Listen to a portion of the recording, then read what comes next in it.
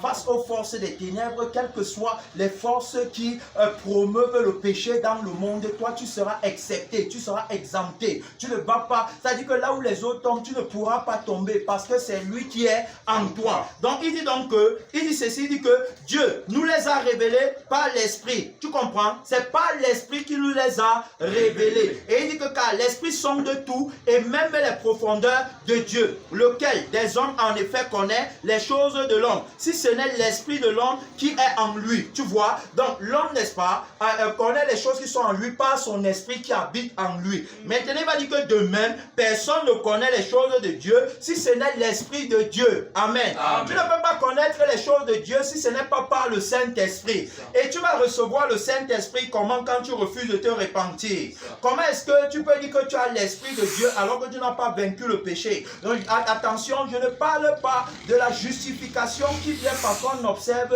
la loi. Je parle, n'est-ce pas, de la grâce de Dieu qui nous est donnée pour qu'on marche en nouveauté de vie. Amen. Quand tu n'as pas la nouveauté de vie, quand toi tu aimes ta vie dans le monde, comment tu peux dire que c'est l'Esprit de Dieu qui t'utilise? L'apôtre Paul a dit que ces choses que je considérais comme des gains, je les ai regardées comme une perte. Qu'est-ce qu'il considérait comme des gains? N'est-ce pas sa vie dans le monde?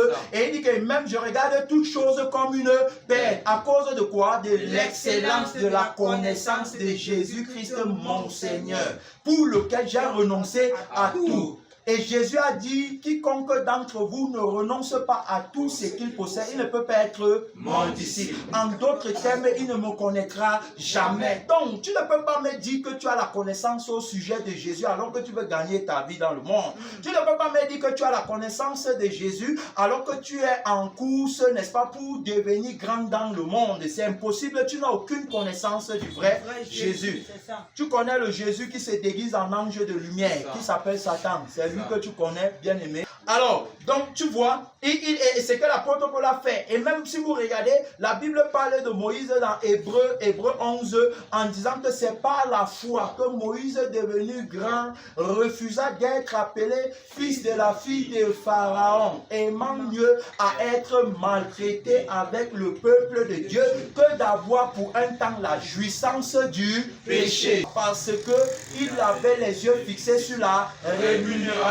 Et il a regardé l'opprobre de Christ comme une richesse, un trésor plus grand que tous les trésors d'Égypte. Toi, tu es donc quel appelé de Dieu qui considère le monde plus que Dieu. Et tu veux maintenant dire que tu amènes les gens vers Dieu comment? Comment toi qui n'aimes pas Dieu, tu vas amener les gens à aimer Dieu? Ça ne s'explique pas. Vous voyez, c'est le mensonge. C'est le mensonge. Et maintenant, toi, tu es trompé. Pourquoi? Je vais t'expliquer pourquoi tu es trompé. C'est parce que quand tu pars à l'église, tu pars avec les ambitions de gagner, de devenir. Alors, donc, quand tu pars avec les ambitions de devenir, tu vas tomber sur le faux prophète qui va te montrer comment faire pour devenir. C'est ça. Si vraiment tu pars à l'église parce que tu veux la vie éternelle, alors, donc, quand le faux prophète va te dire comment faire pour devenir grand sur la terre, tu vas dire que ce n'est pas ça que je cherche. Si je veux devenir grand sur la terre, je vais aller fréquenter, je vais aller me former, je vais aller, j'ai pas besoin d'aller à l'église pour ça. Est-ce qu'on est d'accord? Alors donc, mais si je veux aller au ciel, je vais aller à l'église. Je vais chercher le chemin, n'est-ce pas, qui mène au sauveur. Je veux qu'on me dise comment faire pour être sauvé de mes péchés. Voilà la raison pour laquelle je viens à l'église. Si ce n'est pas ça qui t'amène, bien aimé, tu es dans l'erreur. Amen. Même si tu fais n'importe quel sacrifice, tu es dans l'erreur. Si tu es venu à l'église parce que tu vas aller au ciel, alors tu es au bon endroit. Mais si tu es venu à l'église parce que tu veux gagner sur la terre, tu veux voir les prophéties qui vont te dire que tu vas voyager, tu seras grand, tu veux te marier, si tu veux voir les démonstrations de, je ne sais pas comment on appelle ça, comment faire tomber les gens par terre et tout, tu es au mauvais endroit, bien aimé, dans le Seigneur. C'est-à-dire que si tu veux voir là où on fait les miracles qui n'ont pas de préfiguration sur le plan éternel et sur le plan spirituel, tu es au mauvais endroit. Ici, le miracle, c'est celui de la parole qui te transforme complètement afin qu'au dernier jour, tu sois trouvé comment? Irrépréhensible. Voilà le miracle qu'on cherche véritablement. Il dit encore, lequel des hommes en effet connaît les choses de l'homme si ce n'est l'esprit de l'homme qui est en lui. De même, personne ne connaît les choses de Dieu si ce n'est l'esprit de Dieu. Or, nous nous n'avons pas reçu l'esprit du monde. Voilà, on n'a pas reçu l'esprit du monde.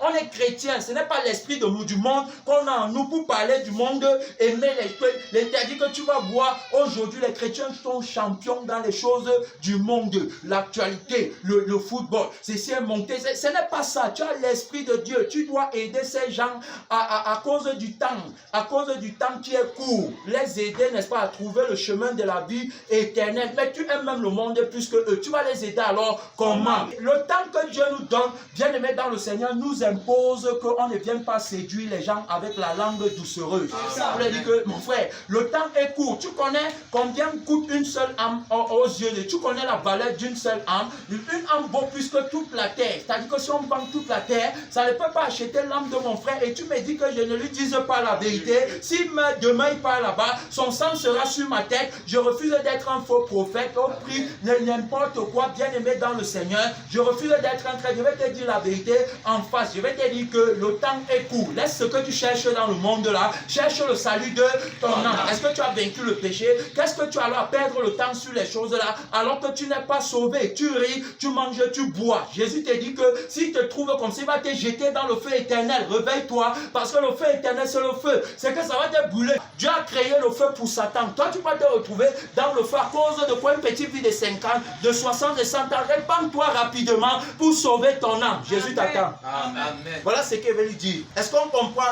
C'est là. Ça dit que le temps là n'est pas pour s'amuser, bien aimé dans le Seigneur. Jésus a passé son temps à prêcher la parole, à mener les gens à se repentir pour aller au ciel. Il dit que bientôt c'est la fin. Pourquoi tu perds le temps? Tu perds le temps, tu fais remettre à demain, après la mort vient te surprendre. Maintenant quand tu te retrouves en enfer, tu commences à dire si je savais, il a dit là où il y aura les pleurs et les grincements des dents. Jésus dit dans Luc 12, 4 à 5, que à vous qui êtes mes amis, ne craignez pas, il dit que ne craignez pas ce qui tue le corps et qui ne peut rien faire de plus, mais craignez. Je vous montrerai qui vous devez craindre. Craignez celui qui, après avoir tué, a le pouvoir de jeter dans la géhenne, donc dans le feu éternel. Tu comprends? Donc c'est pour ça que, bien aimé dans le Seigneur, on parle, n'est-ce pas, de la révélation. On a parlé de la révélation en tant que le langage de Dieu. C'est le langage là qui te donne. C'est la vie qui te donne, qui te permet de comprendre son langage. C'est la vie qui te donne, qui te permet d'interpréter les saintes écritures. C'est la vie que Dieu te donne. Tout le monde peut interpréter la Bible. La Bible devient la lettre qui tue quand la vie qui la manipule, c'est la vie du péché. Et maintenant, ça devient les saintes écritures quand la vie qui la manipule, c'est la vie de Jésus, la vie de sainteté. Alors donc, c'est la vie qui te permet de porter la tunique. C'est-à-dire que si tu n'as pas la vie, tu n'as pas droit à la tunique. C'est-à-dire que si c'est la vie du péché que tu as, la tunique que tu auras sera une tunique qui sera souillée. Mais si c'est la vie de Christ, alors donc tu auras droit au fin lin, les œuvres justes des saints. Donc le fin lin, la tunique, n'est-ce pas, qui est celle de Jésus lui-même. Alors donc ça c'était pour montrer que nous sommes, n'est-ce pas, avec le Seigneur Jésus. Dans la révélation de l'État, il dit que or nous n'avons pas reçu l'esprit du monde, mais l'esprit qui vient de Dieu, afin que nous connaissions les choses que Dieu nous a données par sa grâce. Amen. Tu vois, les choses que Dieu nous a données. Donc on connaît pas l'esprit de Dieu en nous. Et je dois sonder l'esprit qui est en moi pour savoir si c'est l'esprit de Dieu. Beaucoup disent qu'ils ont le Saint-Esprit, mais en réalité ce n'est pas le Saint-Esprit, c'est un autre esprit. Il suffit seulement, n'est-ce pas, de regarder très bien, tu vas voir, c'est-à-dire que tu regardes seulement le comportement des chrétiens aujourd'hui, tu vas comprendre que ça ce n'est pas le Saint-Esprit. Il dit, et nous en parlons non avec les discours qu'enseigne la sagesse humaine, tu as compris? Donc ça n'a rien à voir avec l'intelligence de l'homme et tout ça, mais avec ce qu'enseigne l'Esprit, employant un langage spirituel pour les choses spirituelles. Est-ce qu'il a dit les choses matérielles? Non. Mais tu vas aller pour employer la révélation pour amener les gens à gagner leur vie sur la terre. Que Jésus avait tellement d'argent que quand ça finissait, il partait même dans les banques qui sont dans la mer pour prendre, parce qu'il avait dit à Pierre que va dans la bouche du poisson, tu vas enlever l'argent, le statère, tu viens payer. C'est-à-dire que manipuler la parole de Dieu à leur avantage, c'est-à-dire que selon leur propre volonté. Ce n'est pas ça. Il est question de la volonté de Dieu. Le langage spirituel, c'est pour les choses spirituelles. Ce ne sont pas pour les choses matérielles. Beaucoup de gens possédaient les choses matérielles, ils n'étaient pas spirituels. Ils n'étaient pas spirituels. Alors, donc ici, là, je ne parle pas de la spiritualité, on parle de la spiritualité, on dit que non, les marabouts et tout ça. Je parle ici de celui qui est spirituel selon l'Esprit de Dieu. Donc, il y a l'Esprit de Dieu.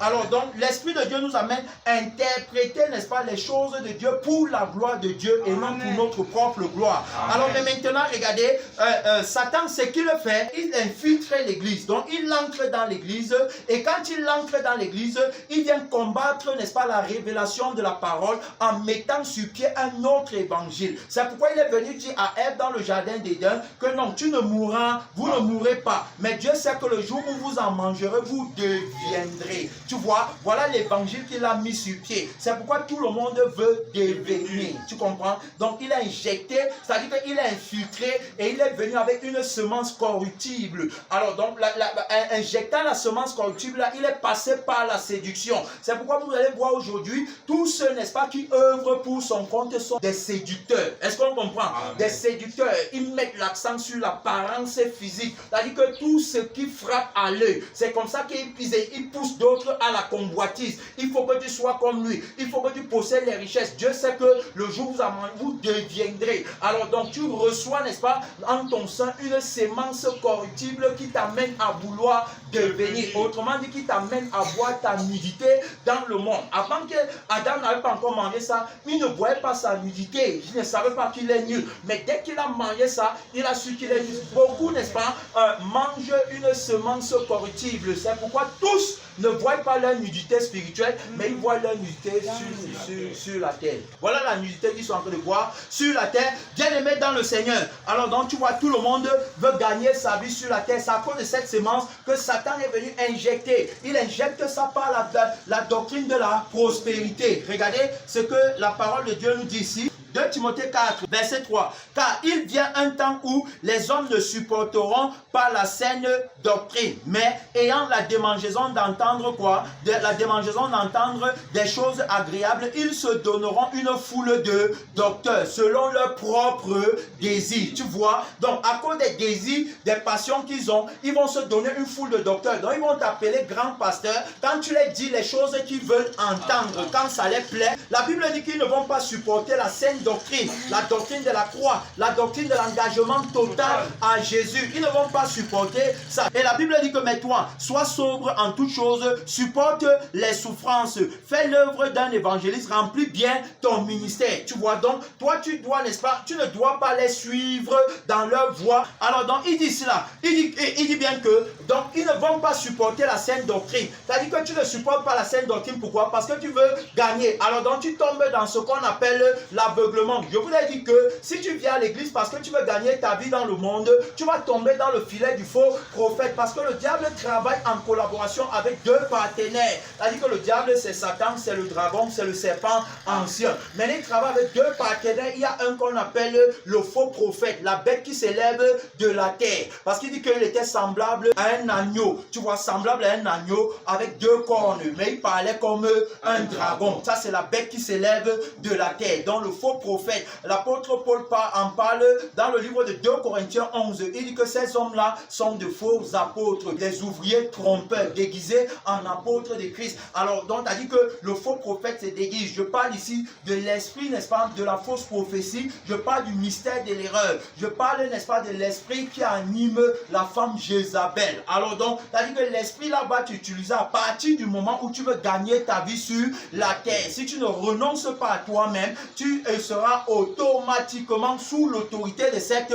esprit. L'esprit là donc, c'est l'esprit du faux prophète. Et d'un autre côté maintenant, on a la bête qui s'élève de la mer. C'est lui qu'on appelle l'antéchrist, l'homme du péché, le fils de la perdition. Tu peux voir ça dans 2 Thessaloniciens 2, à partir du verset 3 même jusqu'à 10 comme ça là, tu vas voir. C'est lui alors. Alors donc les deux, n'est-ce pas, vont travailler en collaboration pour accomplir les désirs de Satan. Un qui aura le pouvoir religieux religieux et un qui aura le pouvoir politique. Et les deux vont s'associer. C'est pourquoi vous allez voir, alors donc c'est l'église qui va même conduire, n'est-ce pas, le peuple à l'adoration de l'image de la bête. C'est l'église qui sera devant. C'est-à-dire que quoi? Le but c'est quoi? C'est d'infiltrer l'église. Pour le faire, il va utiliser les démons pour mettre sur pied la doctrine de la prospérité. Ça va monter en puissance. C'est-à-dire qu'on ne va prêcher que le royaume de la terre. Donc oubliez le royaume du ciel. Et quiconque va venir pour prêcher sur le ciel, alors va être persécuté. C'est pourquoi on a vu que, étant donc aveugles, ils ne peuvent plus voir la grâce de Dieu. Quand c'est à la grâce de Dieu, quand on va venir avec la prédication qui permet d'entrer dans la grâce de Dieu, pour eux ça sera, n'est-ce pas, une offense parce que ça vient directement attaquer leur vie sur la terre. Et ils vont donc s'élever contre la... C'est pourquoi la Bible dit qu'ils ne vont pas supporter la sainte doctrine. Donc, ceci me ramène à te dire, à toi, mon frère, ma soeur, même toi qui me regardes, que quoi? Que si tu ne veux pas renoncer à ta vie dans ce monde, la grâce de Dieu va venir pour toi comme la disgrâce. Est-ce que tu comprends? C'est-à-dire que tu ne vas pas recevoir la grâce de Dieu quand ça vient même sous forme de réprimande pour annuler ta vie sur la terre. Amen. Jésus, quand il vient avec la paix, Jésus est le prince de la paix. Donc quand il vient avec la paix, il doit d'abord, c'est-à-dire que la paix là ne peut pas t'être donnée si tu as ta vie à toi, parce que ta vie est aussi, ta vie porte aussi une paix qui est différente de celle que Jésus apporte. Donc du coup, Jésus doit d'abord annuler ta vie avant de te donner la sienne, et que tu entres dans sa paix. C'est-à-dire que la paix que Jésus va te donner, c'est une paix qui repose dans sa vie à lui et non dans ta vie. C'est pourquoi aussi longtemps que tu es dans ta vie, la paix que tu as, ce n'est pas celle que Jésus donne. Et comment tu vas faire pour savoir que la paix que tu as, ce n'est pas celle que Jésus donne? C'est parce que la paix là, par moment ça passe, ça vient. Un temps tu es en paix, un temps tu es troublé. Alors ça, ce n'est pas la paix que Jésus donne. Et même quand tu veux savoir, si tu veux savoir simplement que la vie que tu as, ce n'est pas la vie de Jésus, regarde seulement la joie et la paix que tu as. Tu vas voir que c'est par circonstance, par concours de circonstances. À cause des bonnes nouvelles, tu as la joie et la paix.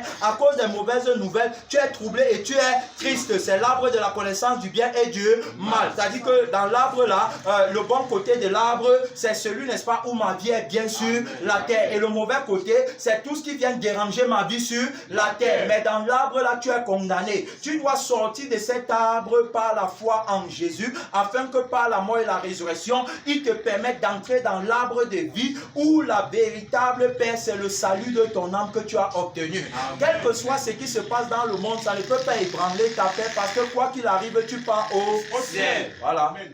Voilà la vie dans laquelle on entre. Tu vas voir beaucoup de personnes ne reçoivent plus le vrai évangile. Tu ne peux plus accepter la prédication de la croix parce que ça attaque directement ta vie. Alors et on a étudié, on a vu que toutes les personnes, n'est-ce pas, que le diable réussit à avoir, les personnes qui ne sont pas sanctifiées, parce que c'est pas le cœur pur qu'on entre dans la grâce de Dieu. C'est pas le cœur pur qu'on peut comprendre ce que Dieu dit. C'est pas le cœur pur qu'on peut bien voir comme lui et qu'on peut bien parler comme lui. Mais quand on n'a pas le cœur pur, on voit mal, on entend mal et on parle mal, on lit mal. Tout ce qu'on fait, c'est dans l'erreur. Alors, donc on a même vu ça avec un exemple pratique en parlant, n'est-ce pas, de David. Dans le livre de 2 Samuel 10, 1 à 14, on a lu ça. On a vu que David envoie ses hommes pour aller, n'est-ce pas, consoler le roi Anan. Anou, c'est Anoun. Parce que son père qui était roi, le roi des fils d'Amon, était décédé. Il envoie donc des serviteurs que aller le consoler et je vais être bienveillant avec lui comme son père l'a été avec moi, montrant par là que lui et son père ils avaient de bonnes relations. Mais maintenant quand il va envoyer ses serviteurs à Anoun, qu'est-ce que Anoun va faire? Anoun était entouré de mauvaises personnes. Alors donc tu vois, tu es entouré de mauvaises personnes, c'est le symbole d'un pasteur, c'est le symbole, n'est-ce pas, d'un leader, d'un conducteur qui a des mauvaises personnes autour de lui. Les personnes qui recherchent la position à côté du pasteur, qui vont mal parler des autres, qui vont mal analyser tout ce qui arrive, c'est-à-dire qu'ils vont tout juger en fonction de leurs propres intérêts, tuant ainsi le peuple de Dieu et se tuant eux-mêmes. Alors donc ils vont l'induire en erreur. Bien aimé, c'est ce qui arrive dans beaucoup d'assemblées de nos jours. Les pasteurs sont induits en erreur à cause des gens qui sont autour d'eux. Tel a fait comme ça, tel a fait comme ça. Est-ce que tu penses qu'il envoie les gens parce qu'il veut ton bien? C'est ce qu'ils ont dit, non? Ils ont dit que, est-ce que tu penses que David envoie les serviteurs parce qu'il veut vraiment tout ça? Pourquoi? Parce que ils sont en train de défendre leur peuple donc, elle dit que la caractéristique des personnes qui ne sont pas sanctifiées, c'est qu'elles aiment l'élévation, elles aiment la position, elles aiment les premières places, elles ne veulent rien, n'est-ce pas, qui vient attaquer leur moi. Amen. Elle dit que tout ce qui vient attaquer leur moi, elles ne veulent pas. C'est les personnes, ça dit que qui sont toujours sur la défensive. Tu vas faire une bonne action, ça devient une mauvaise action pour eux. Non, pourquoi ils me regardent comme ça? Pourquoi? C'est sûr que c'est de moi que les deux là parlent. Alors ils sont dans l'insécurité, ça dit qu'ils croient être méfiants, bien aimés dans le Seigneur. C'est tout simplement parce qu'ils ne sont pas sanctifiés. Alors donc, celui-ci sera induit en erreur. Et donc quand on va dire ça, il va outrager les serviteurs du roi David. Et on a étudié que le roi David, n'est-ce pas, c'est l'image de Jésus qui est le roi qui va régner éternellement. Donc il est assis sur le trône à la place de Jésus. Les éléments, n'est-ce pas, qui nous amènent à voir que c'est le symbole de la royauté de Jésus, c'est que David, durant son parcours, ne va perdre aucun combat. C'est-à-dire que fort, tout puissant, les caractéristiques de Jésus ne perd aucun combat. Il combat en vainqueur. Tu montes, il te gagne. Tu descends, il te gagne. Tu pars à gauche, il te gagne. Tu pars à droite,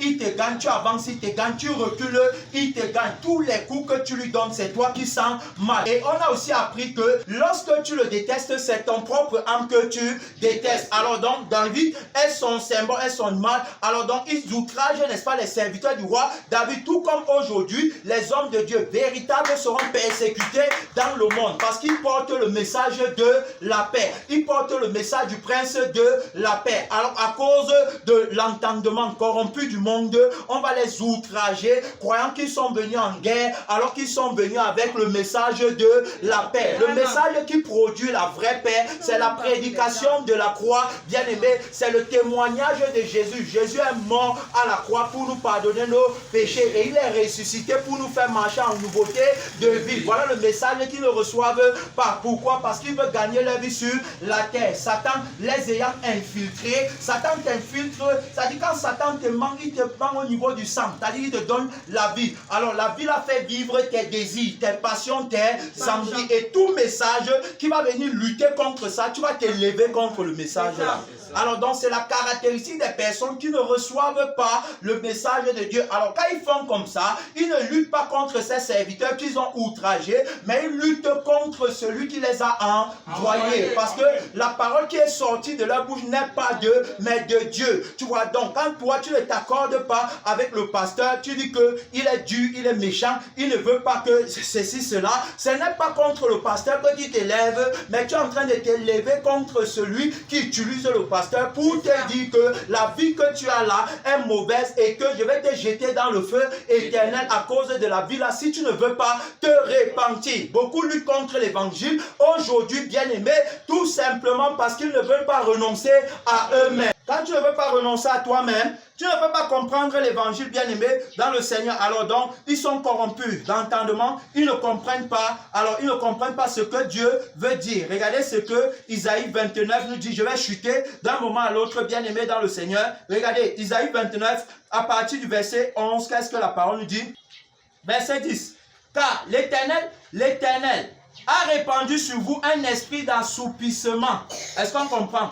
C'est sur les prophètes, les pasteurs, tous ceux qui se disent que Dieu les a envoyés. Il a répandu sur vous un esprit d'assoupissement. Il a fermé vos yeux. Il met entre parenthèses les prophètes. Il a fermé vos yeux. Est-ce qu'on comprend? Amen. Il a fermé vos yeux. Pourquoi? Parce que vous refusez de renoncer à vous-même. Parce que vous refusez, n'est-ce pas, d'abandonner la vie du monde qui vous garde dans le péché. Dieu n'exauce pas les pécheurs. Amen. Dieu ne se révèle pas aux pécheurs. Tu dois quitter la vie du monde. Donc il les a fermés les yeux. La Bible dit que toute la révélation est pour vous comme les mots d'un livre cacheté. Tu comprends? Quand on dit que quelque chose est cacheté, ça veut dire que c'est fermé hermétiquement. Donc tu ne peux pas connaître ce qu'il y a à l'intérieur. Pourquoi? Qu'est-ce qui fait que toute la révélation devient pour vous comme les paroles d'un livre cacheté? C'est la vie que vous avez qui vous rend aveugle au sujet des choses de Dieu. Et un aveugle ne peut pas conduire d'autres aveugles. Si tu veux être un véritable envoyé de Dieu, renonce à toi-même, considère le monde comme de la boue, attache-toi à Jésus avec ton cœur, ton âme, ton esprit, ta pensée, ta conscience, avec toute ta force, alors donc tu t'attaches à lui complètement et ce n'est qu'à ce moment qu'il va te prendre maintenant comme un base utile pour commencer, n'est-ce pas, à enseigner son peuple. Alors donc, vous voyez, beaucoup se tiennent, ils disent que moi-même je ne suis pas encore saint, mais je tends vers la perfection. Alors donc, si tu n'es pas sanctifié, c'est que Jésus ne t'a pas envoyé. Tu t'assois et tu restes tranquille. La prédication, c'est la vie d'expérience.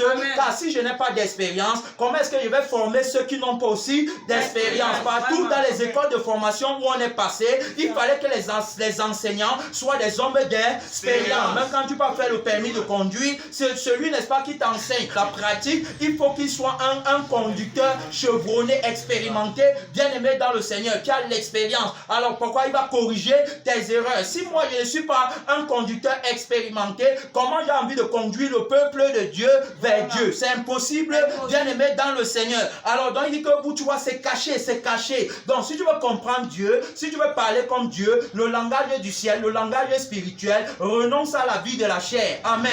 Si tu renonces à la vie de la chair, alors les démons, n'est-ce pas, qui animent la chair et qui aveuglent la chair, c'est-à-dire qui te rendent aveugle sur les choses de l'esprit, vont tomber quand tu renonces à toi-même, parce que par la croix, Christ les frappe complètement. La prédication de la croix, c'est la vie de la croix qu'on mène. Amen. C'est en vivant la vie de la croix qu'on a l'expérience pour prêcher la croix. Alors quand tu vis la croix, automatiquement, les démons là ne peuvent pas être à l'aise. Ils se plaisent dans la nourriture, dans la boisson, ils se plaisent dans la distraction et autres, dans le divertissement. Mais quand tu évites toutes ces choses et que tu es dans le jeu, dans les supplications, quand tu sens ta misère, quand tu restes au pied de la parole, 7 jours sur 7, 24 heures sur 24, alors ils deviennent mal à l'aise. À un moment donné, l'épée de la parole va les frapper et te libérer. Et ainsi donc, tu pourras voir, n'est-ce pas, clair par l'esprit. Pourquoi? Parce que tous ces démons sont morts complètement en toi. Dans ton corps, ils sont morts. Dans ton âme, ils sont morts. Dans ton esprit, ils sont morts. Ils ne peuvent pas te contrôler dans les rêves.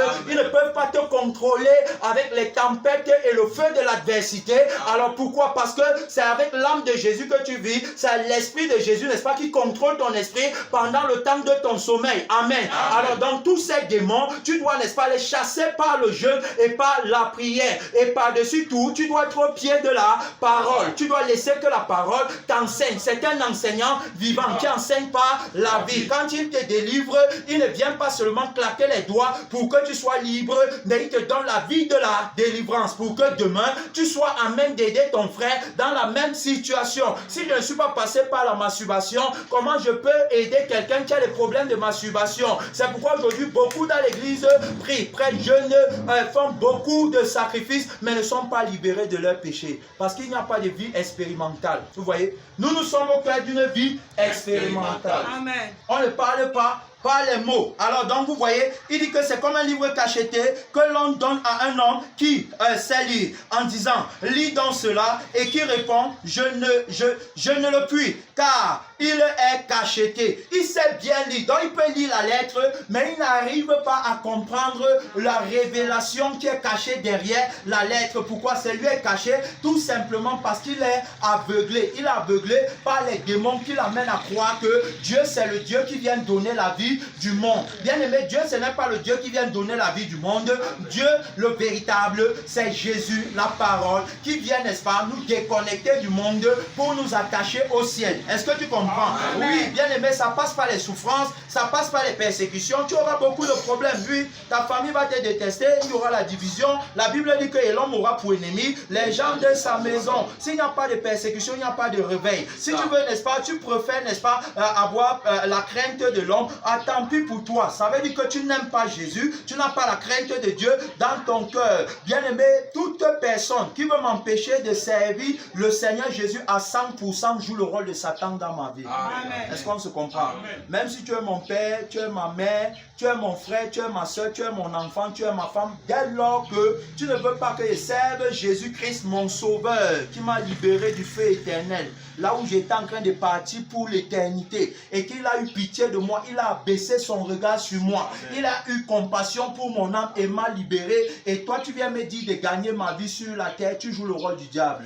je veux me déconnecter de toi à la vitesse de la lumière. Si tu veux, tu me mets dehors de ta maison. Si tu veux, tu me donnes plus la nourriture. Si tu veux, il n'y a pas de problème. Jésus saura s'occuper de moi. Amen. Et même si je meurs dans le froid, je vais mourir pour aller au ciel comme le pauvre Lazare. Amen. Pourvu que je ne parte pas dans le feu éternel. Amen. Je ne pars dans le feu éternel pour rien au monde. Le feu éternel, mon frère, le feu éternel, on te dit que le feu éternel, Dieu te dit qu'il va te brûler dans le feu éternel. Tu raisonnes encore quand il faut le suivre. Il dit non, c'est comme ça devient les fables, mon frère, ce ne sont pas les fables, c'est la réalité. Amen. Même maintenant, si tu as dit que tu t'amuses maintenant là, tu perds ta vie là maintenant, que tu n'as pas pris la parole sur toi-même, tu vas voir que ce qu'on te disait, il y a beaucoup de gens à qui on a parlé comme ça, qui sont aujourd'hui en train d'expérimenter ce qu'on vous dit maintenant et qui désirent être à votre place. Mon frère, ne joue pas avec le salut de ton âme.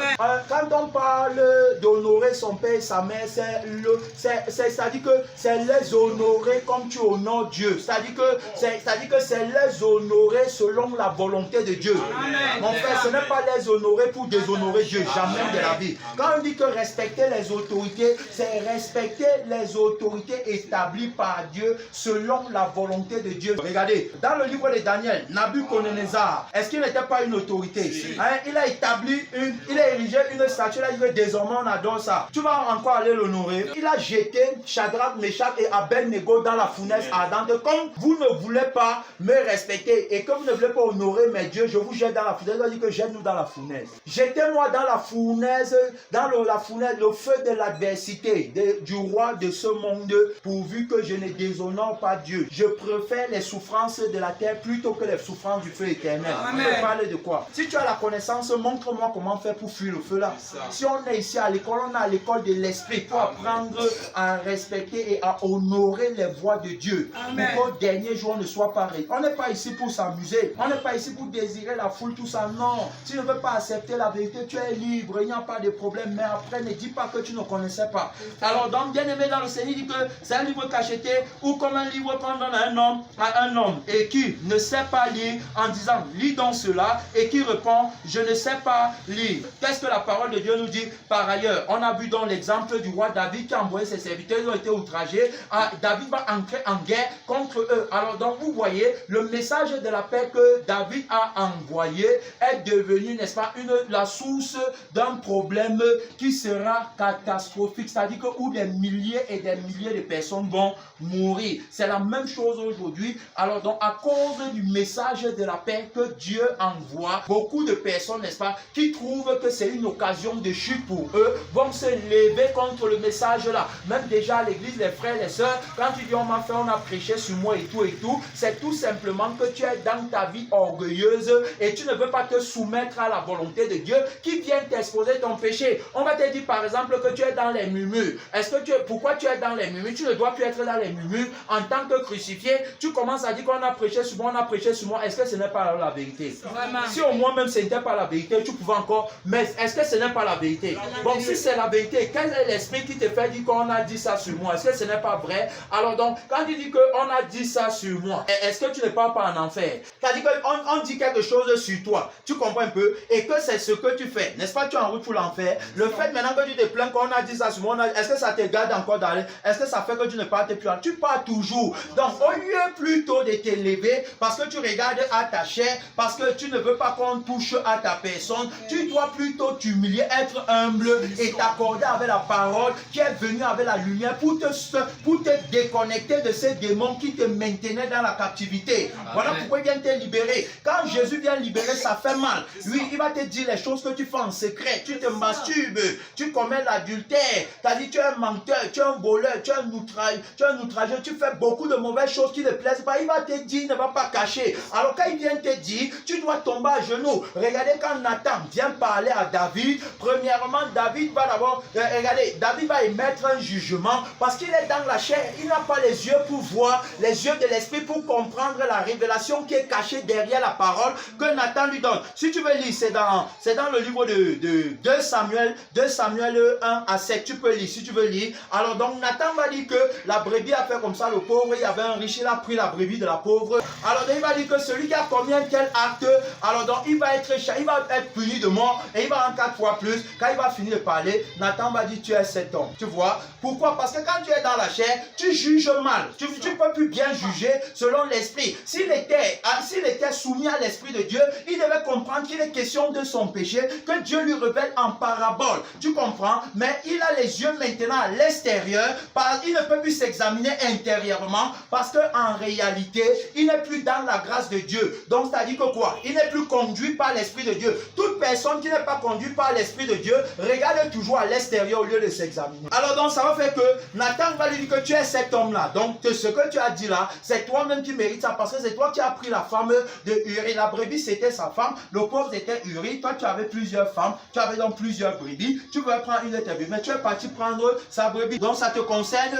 Vous voyez, regardez même Samson. Dans le livre de Juges 16, tu peux lire 16 à 21. Samson, n'est-ce pas, va devenir aveugle. On va percer ses yeux. L'aveuglement, c'est le fait de ne plus voir par l'esprit. C'est le fait de ne plus entendre par l'esprit. C'est le fait de ne plus parler par l'esprit. Maintenant, les yeux de Samson vont être percés. Pourquoi? Parce qu'il va révéler son secret à Dalila, qui est l'image de sa chair. Donc, il va, n'est-ce pas, il va accepter la vie de la chair. La vie de la chair, donner à la chair ce que la chair veut. Prêcher la prospérité pour la chair, prêcher le bien-être de la terre pour la chair, prêcher la vie joyeuse et brillante sur la terre pour la chair. Il va donner à Dalila. Il va donner le secret parce qu'il aime Dalila. Or, il devait se déconnecter de Dalila pour garder la source de sa force vivante. Alors, quand il va se donner son secret à Dalila, il va donc devenir faible. Pourquoi beaucoup sont monotones dans le service de Dieu aujourd'hui? Pourquoi il manque des ailes et de passion? C'est parce qu'en même temps, ils veulent servir Dieu et servir leur vie sur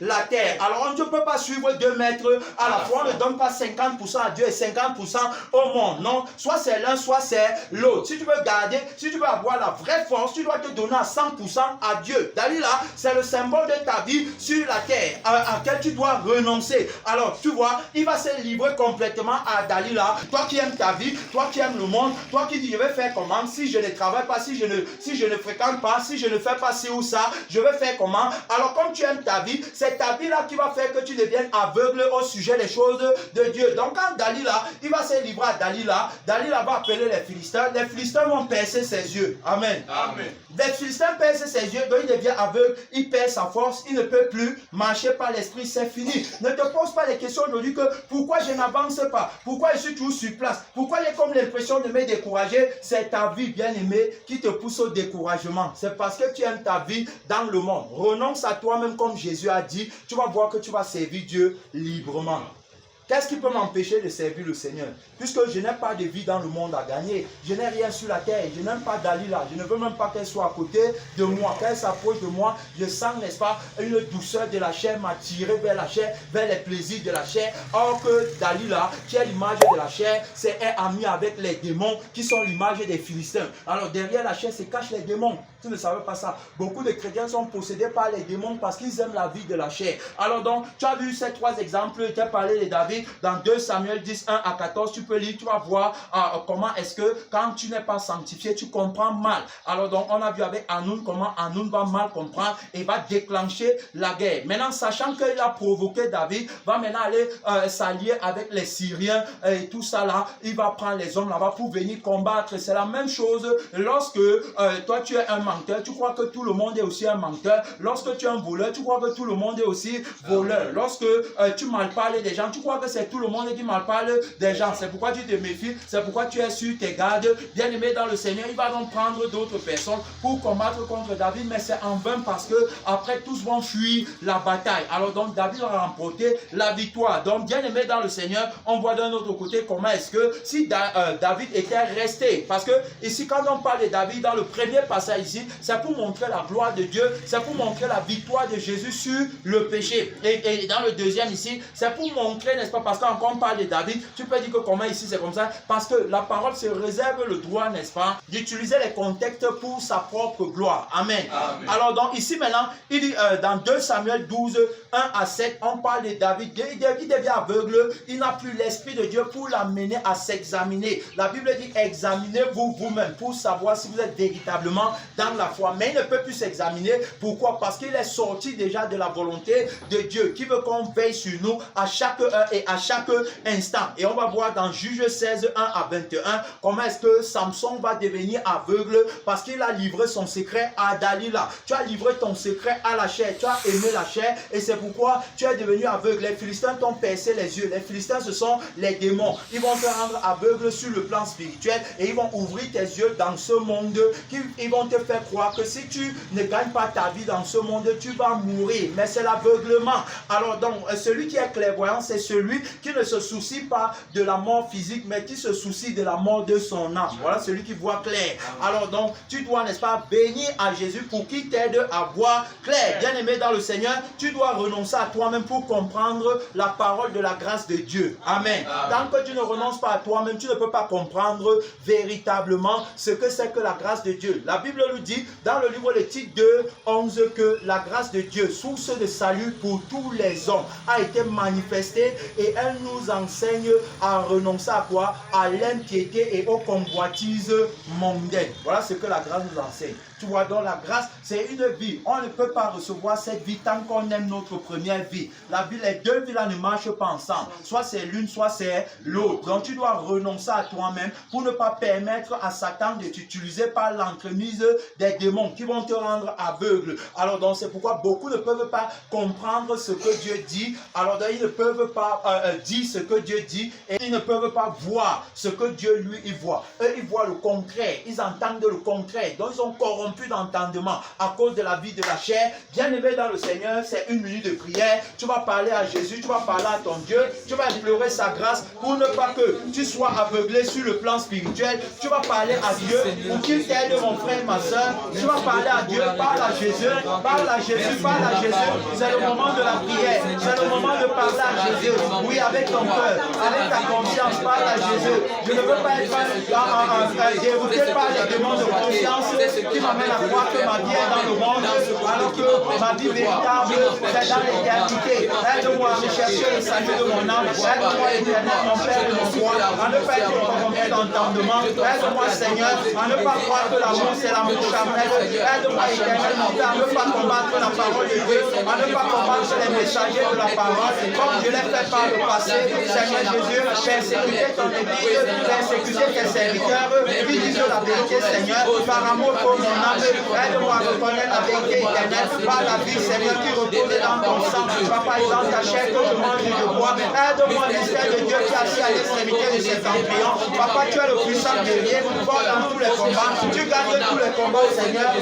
Tu n'as jamais perdu aucun combat. Aide-moi, aide-moi, aide-moi. Mon Père, je t'en supplie. Seigneur Jésus, ton église est devant toi. Oh, t'implorer, Seigneur. Papa, aide-nous. Marcher dans la victoire. Marcher dans la sainteté, dans la vérité. Heureux les cœurs que le Père de mon Dieu. Seigneur, notre Dieu, notre Père. Aide-nous, Seigneur, face à la tentation, face aux épreuves. Seigneur Jésus, Papa, que je ne tombe pas, que ton église ne tombe pas, mais qu'on tienne bon jusqu'au ciel, Seigneur, qu'on tienne bon jusqu'au ciel, face au feu de l'adversité, qu'on demeure faire de Seigneur Jésus, pour écarter vos rapports d'éternité, à passer l'éternité, mon ciel, Papa, réfléchissant jusqu'à la dernière bout du sang de la chair. Oh Jésus, notre Père, Papa, sois béni, sois élevé, sois exalté, au nom de Jésus. Merci Seigneur Jésus. Au nom de